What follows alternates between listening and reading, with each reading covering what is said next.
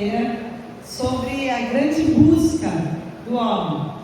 Nosso assunto é encontrar Cristo como resposta para os grandes dilemas, para os grandes questionamentos e para a grande busca do coração do homem. Nós vimos, em primeiro lugar, que todo homem anseia por Deus. Usamos algumas frases clássicas de séculos atrás que apontavam para Cristo como sendo aquele que pode responder às ansiedades da natureza humana. Nosso coração tem um vazio do tamanho de Deus. Nós somos aqueles que temos expectativas que esse mundo não nos supre. Então isso é sinal que nós somos feitos para um outro mundo. Então encontramos em Cristo toda a resposta para essa nossa busca por sermos grandes, por algo maior, por algo além de nós, e vimos quem Deus é. Um Deus que está acima do mundo criado. E nós falávamos de manhã que quando a gente pensa no mundo, às vezes a gente pensa na terra, mas os limites do universo são multiplicados N vezes quando a gente pensa no universo criado. Deus está acima de qualquer coisa criada, Ele está acima do tempo. Ele é o Deus que é o Deus ser, é o Deus que era, que é e que será eternamente, um Deus de aliança, um Deus que permanece o mesmo, um Deus de bondade, um Deus de graça, um Deus apesar de nós, porque assim como Ele é apesar de Abraão, apesar de Isaac, apesar de Jacó, Ele também é um Deus que permanece bom apesar da Elise ser quem Elise é. E aí Deus nos convida, quando nós buscamos por identidade, como sentido, a sermos como Ele. E a grande busca por identidade também é respondida em Cristo. Quando sabemos que nós somos o que somos porque Deus está conosco. Nós somos o que somos porque o eu sou está comigo. Eu sou o que sou por causa da graça de Deus. Nós conversamos e relembramos tudo isso hoje pela manhã. E aí a pergunta que a gente chega hoje, durante a manhã e a noite para responder, é como se nós estivéssemos construindo algumas pequenas camadas, um murozinho com uma pedrinha em cima da outra. E a pergunta que a gente chega nessa manhã é: quem eu sou quando Deus está comigo? Quem eu sou quando eu entendo que eu tenho e pertenço ao grande eu sou? Como se desenrolam ou desenvolvem os meus relacionamentos? Que tipo de busca de pertencimento de uma comunidade, de outro, que eu tenho quando eu tenho a consciência de quem eu sou? Quem eu procuro quando eu sei quem eu sou? Porque há dentro do homem, assim como a necessidade de transcendência e a necessidade da busca pelo sentido, por uma visão, por um propósito, nós entendemos que nós somos criados para a glória de Deus.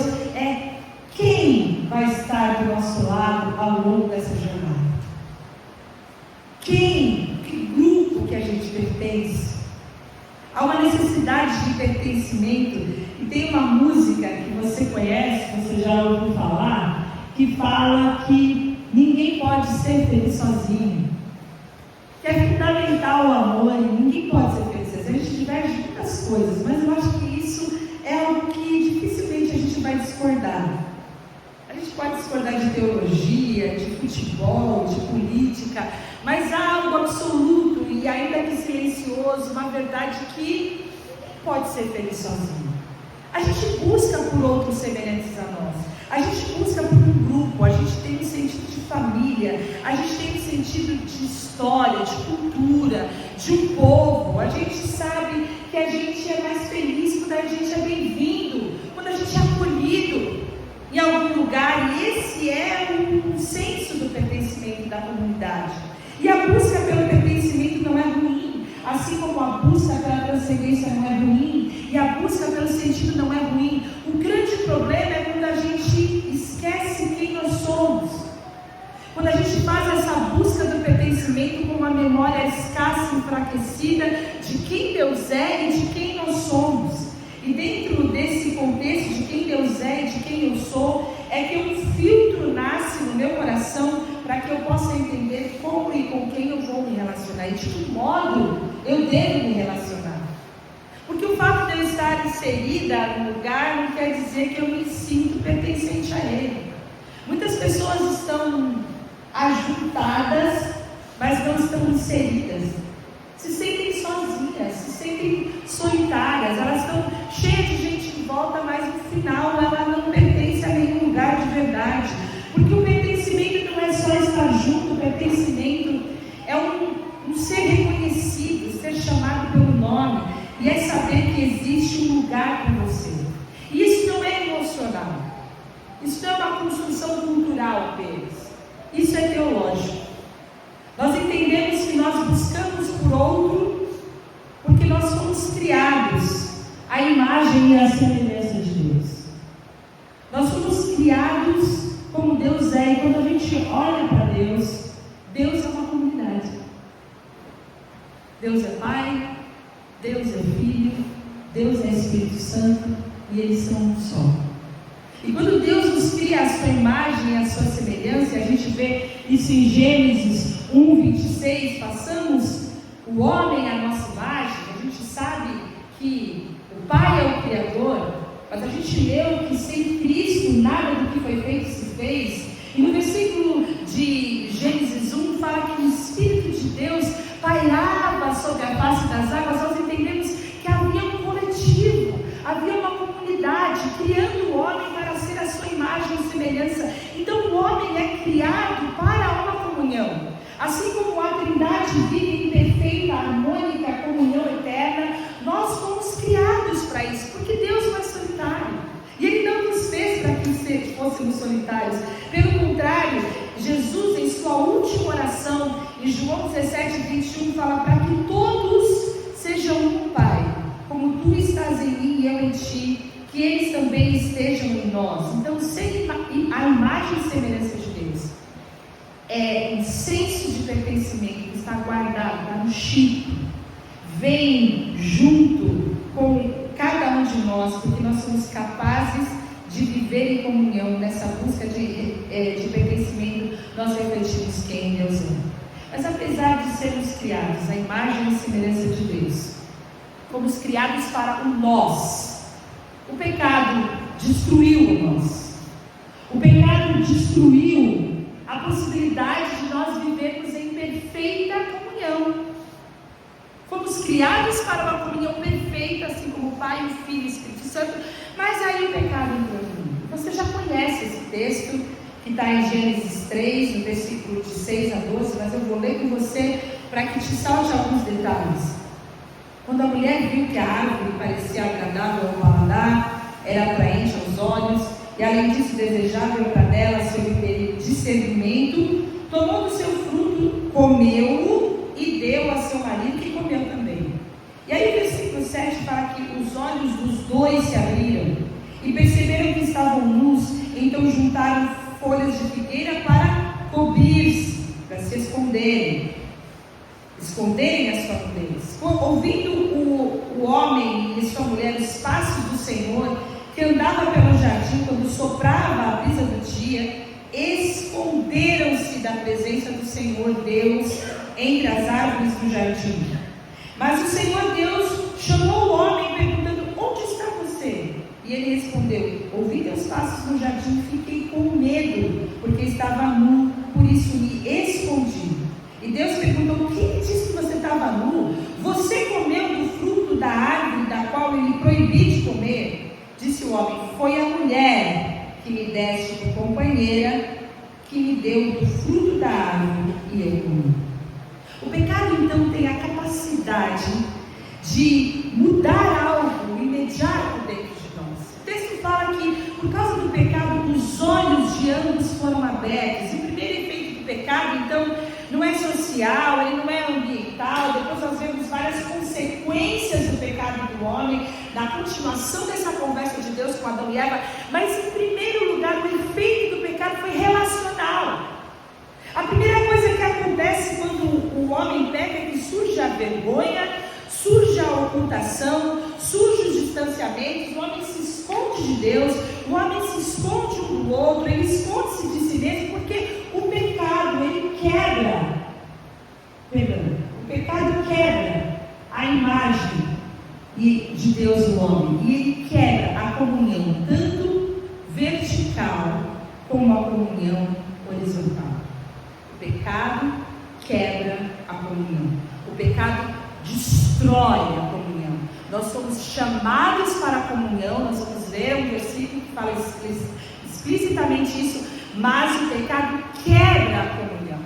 Ele não quebra só a nossa comunhão com Deus, ele quebra a nossa comunhão, o senso de pertencimento, a possibilidade da unidade do nós de uns com os outros. Em Gênesis então 3:12, o homem disse: a mulher que me deste por esposa, é culpa dela, é culpa tua em última instância, porque quem me deu essa praga dessa mulher foi você, Deus. É isso que o pecado traz para nós. Ele traz essa necessidade de transferência de culpa, essa necessidade de deslocamento da culpa e da responsabilização e a ruptura da unidade. O homem, quando peca, então, ele que era uma unidade, torna-se fragmentado, porque o pecado vai transformar a nossa vida, vai transformar o nosso coração, vai transformar as nossas ideias, vai transformar os nossos afetos. O pecado toca os nossos afetos. E aí ele vai transformar a comunhão em acusação, a parceria em defesa e a unidade em isolamento. Se você percebe em algum momento que a sua vida está assim, você pode orar a Deus, porque algo certamente está quebrando a sua comunhão. Se antes havia uma comunhão e agora não há mais. Se antes havia uma parceria e agora não há mais. Se antes você olhava para alguém e agora você consegue só acusar, só ver os defeitos e só ver os problemas, e a responsabilização de toda a quebra do relacionamento é da outra pessoa, o que faz isso é o pecado.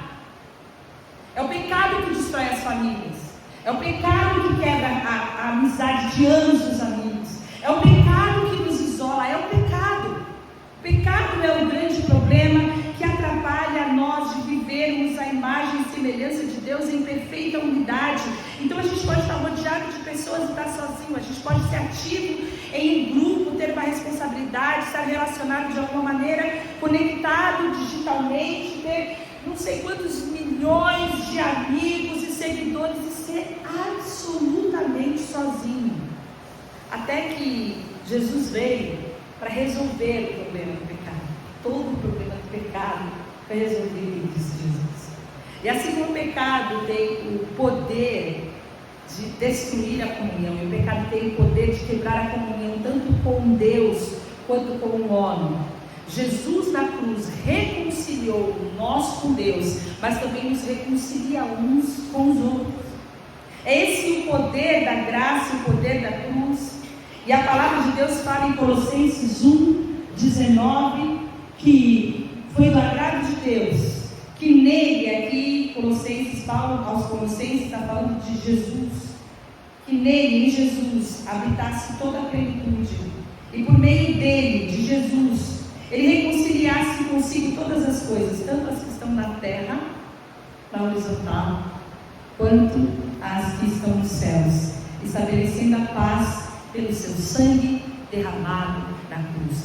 Através da cruz, através do sangue de Jesus, nós retornamos ao status quo de ser possível a imagem e semelhança de Deus em nós, ser possível uma comunhão verdadeira, ser possível nós vivermos em unidade. Isso é por causa da cruz. A cruz nos reconcilia com Deus, porque o nosso pecado impede a gente de ter um relacionamento com Deus. Isaías 52 vai falar que impede Deus de nos ver, de nos ouvir, mas também nos reconcilia uns com os outros, porque Deus não salva indivíduos, não há salvação individual. Eu não tenho possibilidade de viver a intensidade, a profundidade do reino de Deus sem congregar, sem estar vinculado, sem fazer parte, porque o Evangelho salva e forma um povo reconciliado, e em Cristo, tudo aquilo que o pecado estabeleceu como barreira, a cultura, os códigos sociais,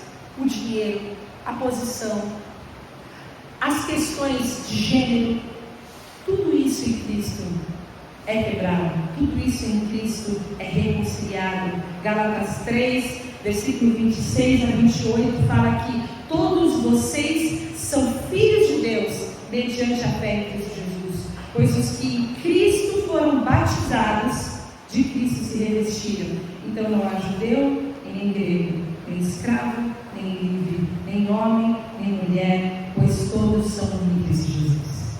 Não tem preto, não tem branco, não tem corintiano, não tem santista, não tem de esquerda, não tem de direita, não tem quem põe açúcar no café e que toma café puro, é tudo um em Cristo. É isso que Deus faz, é isso que a cruz faz, ela derruba os muros da divisão. E o convite de Jesus, então, não é só para sermos salvos. E eu viver minha vidinha aqui, você vai vivendo a tua vidinha aí. Mas é de sermos reconciliados e unidos numa só família. A busca por sentido é a busca de sermos uma unidade, assim como Deus é um. Nós temos em nós, no nosso chip, uma busca por vivermos com intensidade essa graça de sermos um em Cristo Jesus. E Efésios 2, versículo 19, vai dizer que nós não somos estrangeiros e peregrinos, mas concidadãos dos santos e membros da família de Deus. Quando nós somos salvos, nós recebemos uma família. Independente de todos os problemas que a gente carrega, em função pelas disfunções, melhor dizer, das nossas famílias, quando nós somos inseridos no corpo de Cristo por meio do batismo, através do Espírito Santo, nós nos tornamos um povo, nós temos uma identidade, e a nossa identidade é que nós somos filhos de Deus e membros da família de Deus. Aqui a gente tem pertencimento, aqui a gente tem identidade e aqui a gente tem comunhão. 1 João 3,1 fala: vede que grande amor nos tem concedido o Pai, ao ponto de sermos chamados filhos de Deus, porque todos aqueles que creem, João vai dizer, têm o poder de ser chamado filho de Deus. E se você é filho, você tem irmãos. Isso define os laços mais profundos e eternos que nós podemos vivenciar por causa da graça, que não estão ligados apenas a esse mundo. E aí a gente olha para um Deus transcendente, que acima desse tempo, que acima desse espaço, em todos os lugares, do passado, do presente e do futuro, todas as línguas, todas as pequenas tribos, as igrejas perseguidas, as grandes mega-igrejas, as pequenas igrejas e as grandes de parede preta, aonde se professa o nome de Jesus, ali nós temos uma família, ali nós temos irmãos. Só que viver em família e viver em unidade não tem um final feliz quando a gente é inserido no corpo, quando a gente entende a necessidade que a gente tem de pertencimento e de comunhão, porque nós vamos conviver com as nossas dificuldades naturais de viver o nosso. Quando a gente abre a Bíblia e a gente lê as cartas de Paulo nas igrejas, em sua grande maioria são conselhos referentes à vida da comunidade da igreja. E aonde tem placa tem história, concorda comigo? Se tem uma coisa escrita lá, vocês precisam se amar, vocês não podem se devorar, vocês precisam cuidar porque alguma coisa está acontecendo ali para precisar chegar essa cartinha. Então não é de hoje que a gente tem dificuldade de viver com o outro. Viver com o outro é o propósito de Deus para nós refletirmos a glória de Deus, mas há uma realidade de que é um grande desafio para o cristão, um grande desafio para a nossa vida. E nós, em primeiro lugar, para vencermos os desafios que nós temos de viver de verdade o Evangelho, é que nós precisamos buscar a identidade ao invés da afinidade. A afinidade é muito boa quando você está buscando pessoas que podem te completar, que pensam igual a você, que vão somar na sua vida. Mas ela é muito ruim quando você descarta absolutamente alguém que pensa diferente de você. Quando você vive uma vida de julgamento e você se coloca num patamar superior, onde as outras pessoas ali, os mortais, não servem para sentar na mesa com você. Eles não servem para ser seus amigos. Eles têm uma visão política diferente da sua. Eles torcem para outro time. Pô, você sabe a história da vida da família desse cara? E cada vez que nós colocamos a afinidade acima da nossa identidade, nós estamos violando algo que foi conquistado na cruz do Calvário. Porque quando Deus nos fez família, Ele nos fez irmãos, independente de quem nós somos, de onde nós viemos e quais são as prioridades da nossa vida. Porque Cristo se torna tudo em todos. E aí Cristo é o motivo e a realidade pelo qual nós estamos unidos. E quando nós estamos unidos por causa de Cristo, todas as outras coisas são menores. O que nos diverge é inferior àquilo que nos une.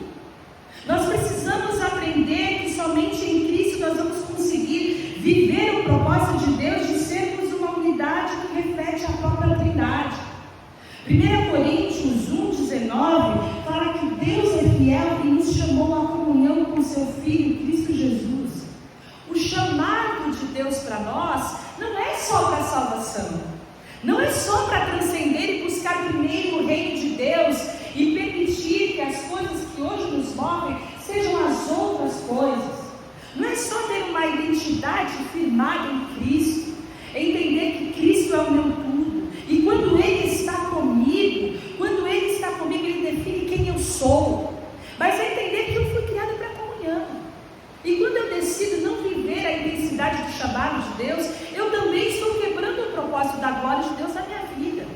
Nós fomos chamados para a comunhão por meio de Jesus, e essa unidade não nasce da semelhança, não nasce das afinidades, ela nasce de Cristo, ela nasce da nossa vocação comum, ela nasce da consciência de que agora nós somos um povo escolhido, que nós somos uma geração que foi eleita, que nós somos o sacerdócio santo, que nós somos separados para expressar a glória de Deus, somos o povo de Deus, é a nossa identidade que nos une.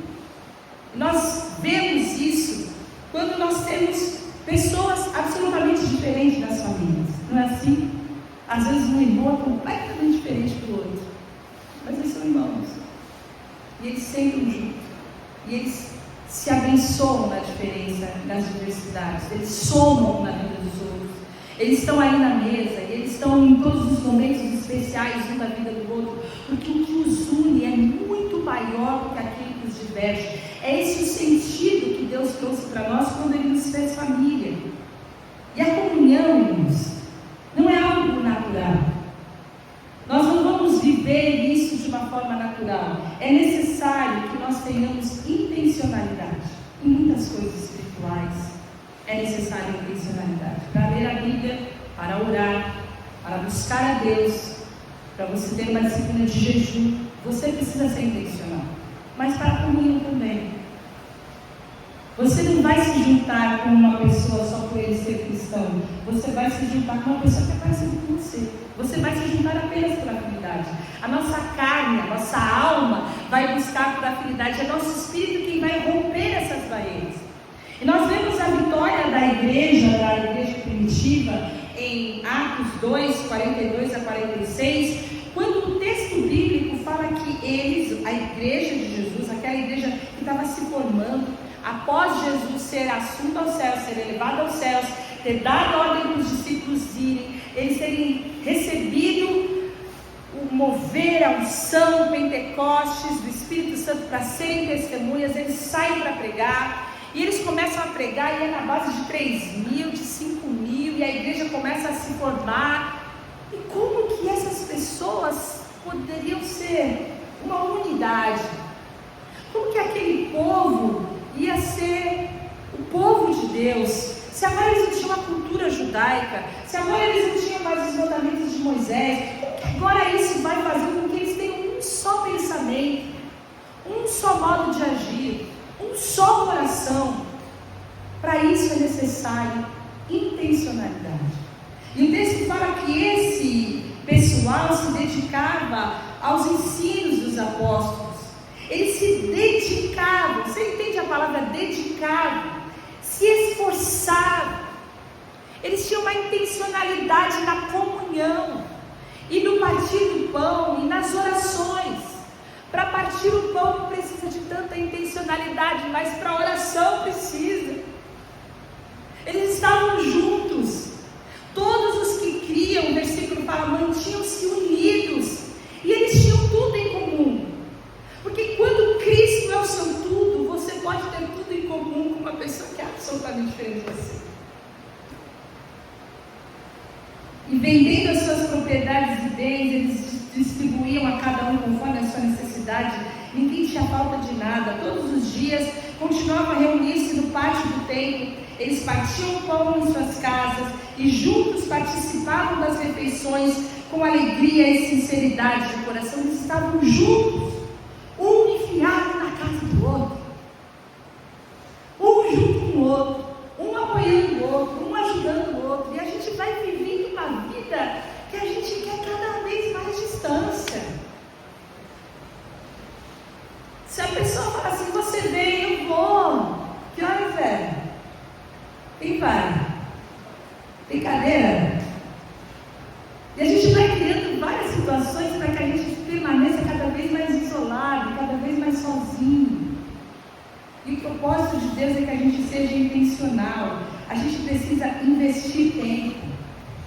E tempo é escasso, né, Luiz? Tempo é caro, né? Tempo é muito caro. É mais fácil você falar, quanto é, irmão? Que a gente vai fazer uma vaquinha aqui. Não, eu preciso que vocês venham aqui. Eu preciso que vocês venham orar aqui. Mas uma oferta, irmão.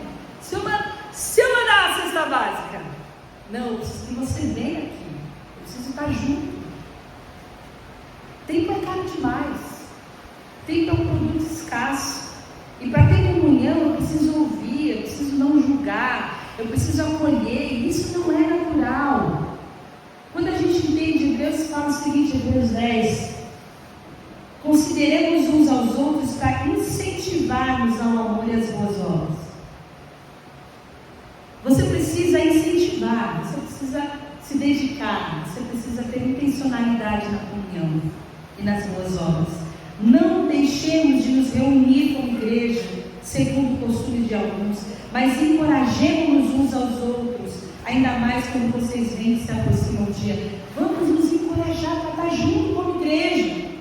Não é só para estar junto na igreja, mas é para estar junto como igreja.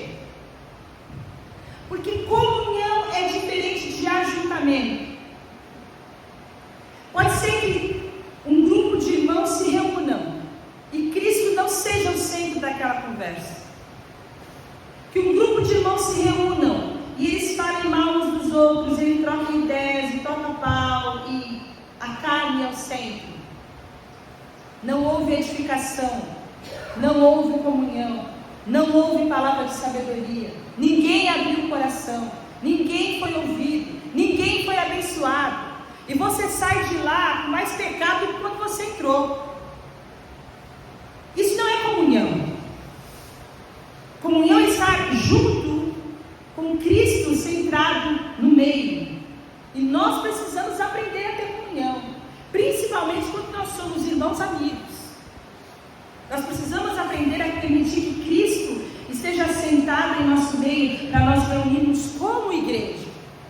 Não nos reunimos como amigos apenas.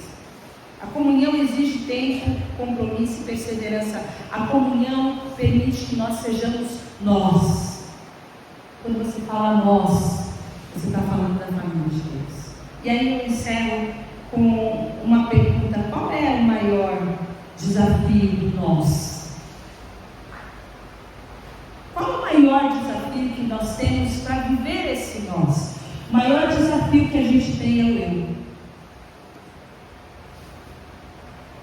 Da busca do outro, o maior problema é o eu.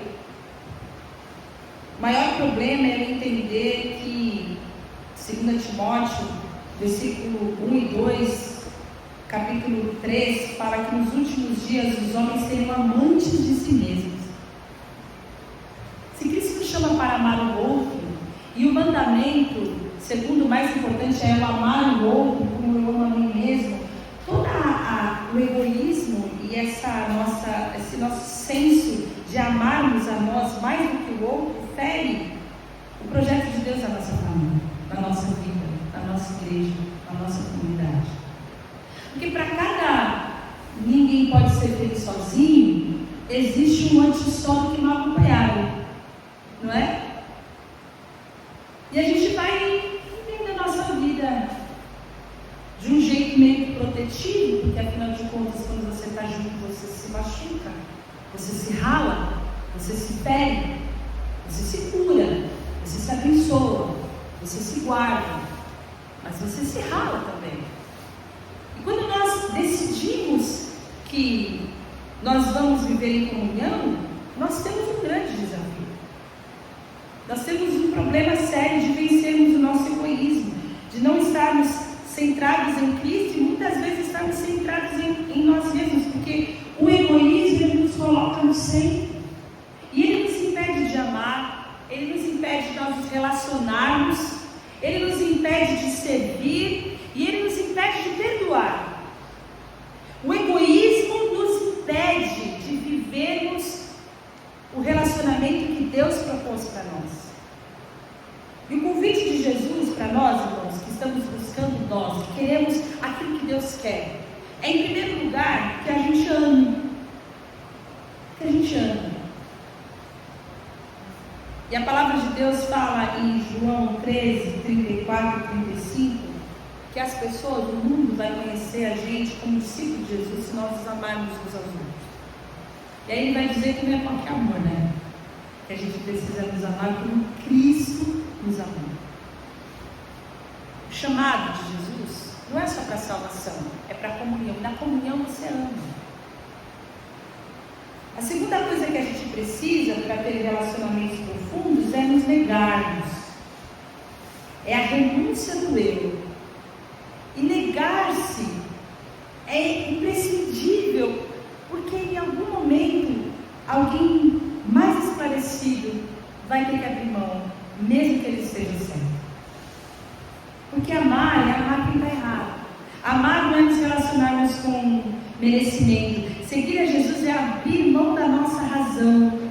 E o Espírito Santo nos chama para vivermos esses relacionamentos. A terceira coisa que nós precisamos aprender é servir. E esse é um grande golpe meu, né? Porque a gente gosta de servir, não gosta de servir.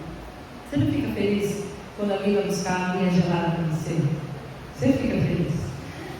Você nem pediu, você nem sabia que você estava com sede. Aí alguém vem com uma aguinha naquela temperatura ali muito gelada, né? Você fica feliz. Quando alguém fala, não, pode ir, eu vou cuidar das coisas aqui para você, vai descansar um pouco, ó. Toma aqui o cartão de crédito, vai lá no shopping, faz umas compras, vai lá. Você fica feliz, você começa a viver poxa, alguém está fazendo umas coisas para mim. A gente gosta de ser feliz.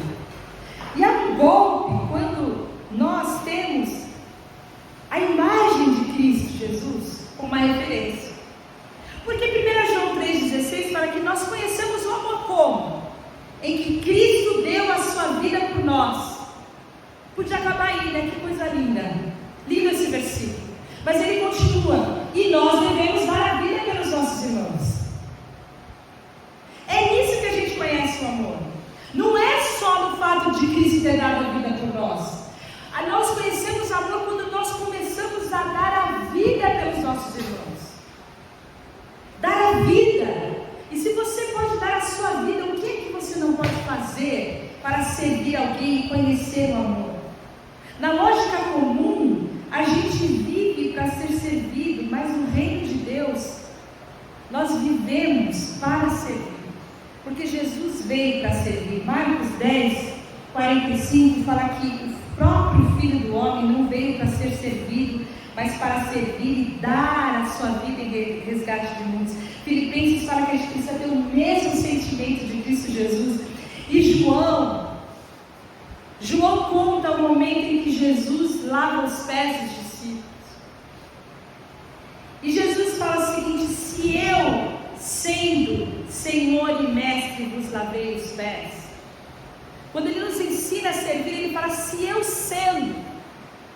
Jesus não lavou os pés apesar apesar de ser Senhor. Ele lavou os pés porque Ele era Senhor, porque servir é a nossa identidade. O pastor Leandro falou sobre isso ontem. Servir faz parte da identidade do cristão. Jesus lavou os pés dos discípulos porque Ele era Jesus.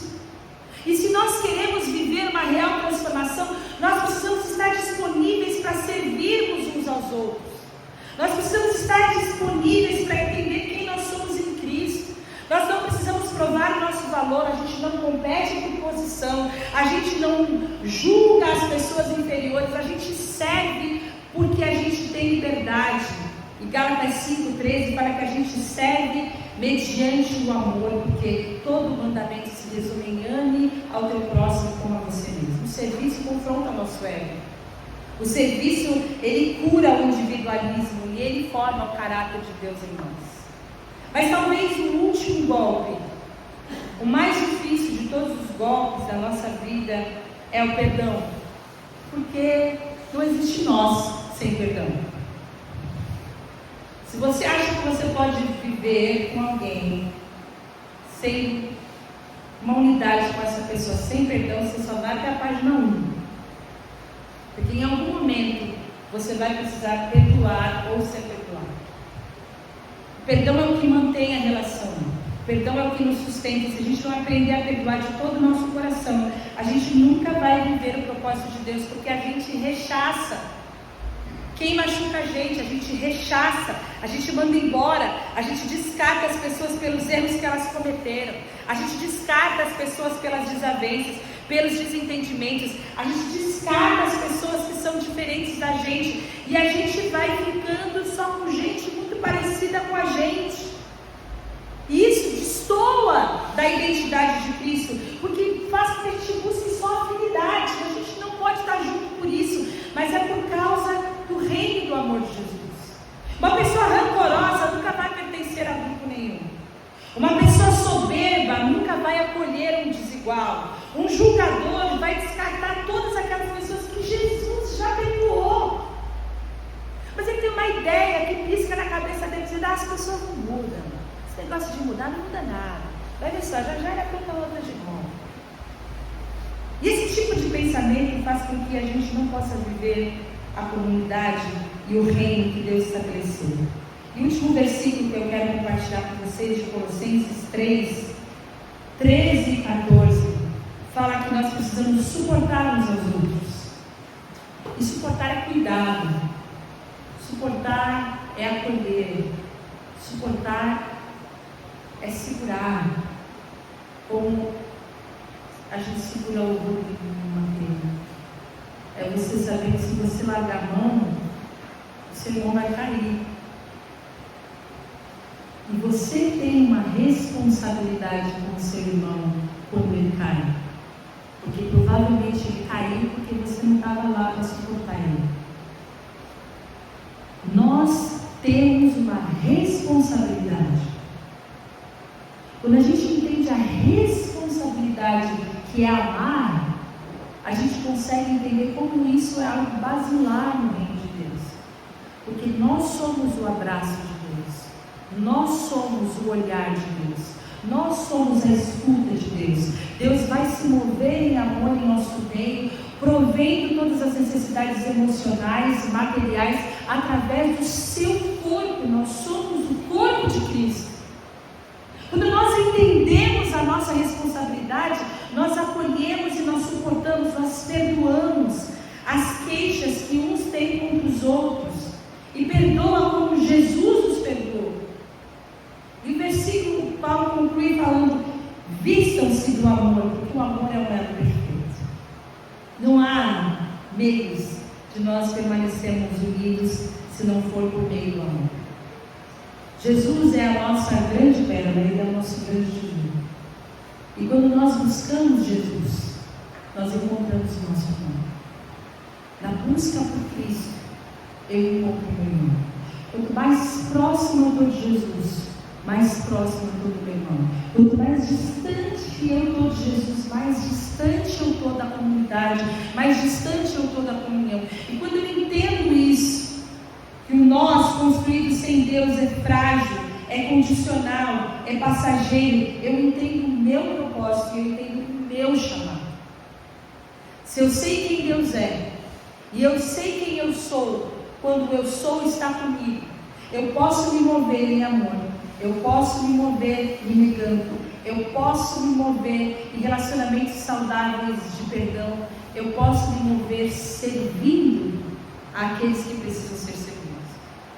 Qualquer outra expressão de busca por algo que nos completa é egoísmo. E esse é o nosso problema. É por isso que a gente se frustra. É por isso que a gente deixa de ser amigo de um monte de gente. É por isso que vem um monte de gente embora da igreja, falando mal. É por isso que tem relacionamento que acaba, casamento que acaba. Porque você chega lá para ser amado, para ser servido. Você quer que o outro se negue. Você quer viver e receber sem entender que nós devemos fazer isso como Cristo fez. E quando você vai viver para fazer parte dessa comunidade de amor, você vai ter em Cristo a referência. Se nós vamos buscar de verdade ser para o louvor da glória de Deus, nosso propósito de vida é que Cristo seja glorificado, Cristo será glorificado nos nossos relacionamentos. Quem eu sou em Cristo vai ser um filtro para o modo e com quem eu me relaciono. Se nós vamos viver para a glória de Deus, nós vamos ter um amor por nós, e nós vamos ter um amor por mais de nós, que é o que a gente vai falar um pouco mais à noite.